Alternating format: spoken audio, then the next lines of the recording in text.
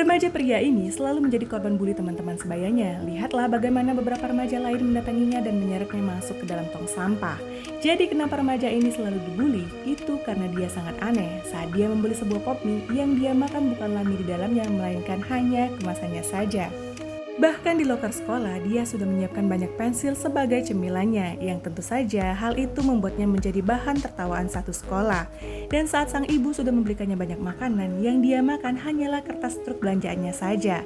Nah, karena dia selalu makan benda-benda yang tak lazim, sehingga membuatnya mengalami malnutrisi, dan dokter sudah menyerah untuk mengobatinya. Tapi suatu hari saat sang ibu berbelanja, dia tidak sengaja menemukan seorang pria tua yang punya kekuatan untuk mengobati segala penyakit. Dan akhirnya wanita itu pun membuat janji dengan pria tua untuk bertemu di rumahnya. Nah, setelah dia melihat kondisi Kelly, kakek tua hanya meletakkan tangannya di dada Kelly.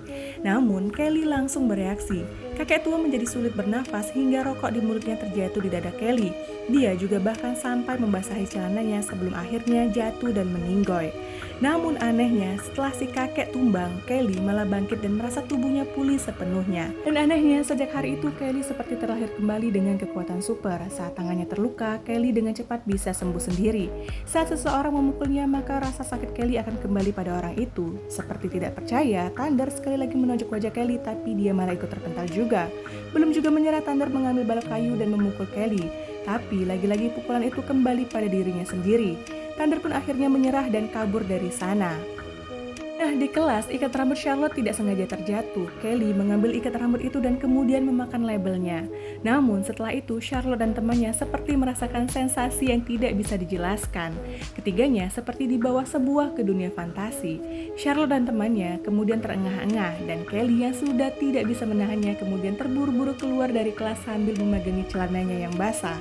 Charlotte dan temannya pun menyadari bahwa yang mereka rasakan semuanya karena Kelly.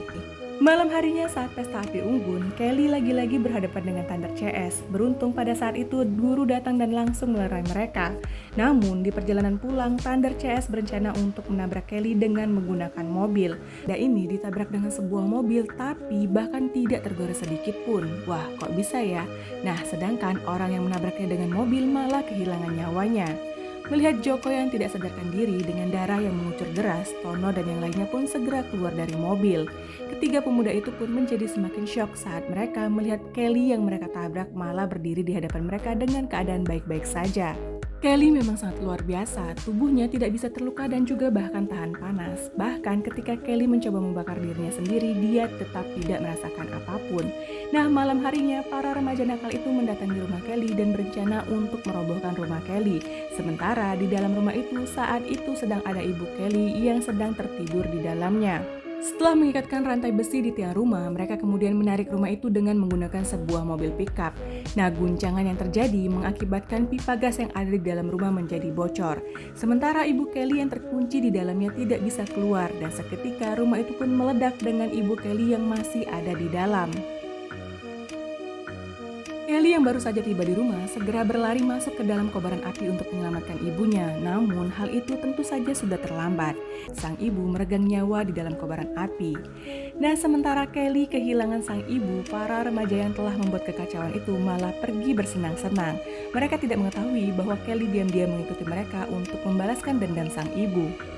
Nah, saat pria bernama Trevor pergi berenang, Kelly pun secara diam-diam menyelinap lalu mengambil baju miliknya, kemudian memakan baju itu. Para remaja nakal itu masih bersenang-senang tanpa menyadari bahaya yang sedang mengintai mereka. Kelly mengikatkan baju Trevor ke lehernya dengan sangat kencang, dan detik berikutnya Trevor yang sedang berenang pun tiba-tiba saja tenggelam. Jarvis yang melihat hal itu langsung berusaha menyelamatkan Trevor yang sudah tidak bernafas. Kelly berhasil melenyapkan satu orang musuhnya.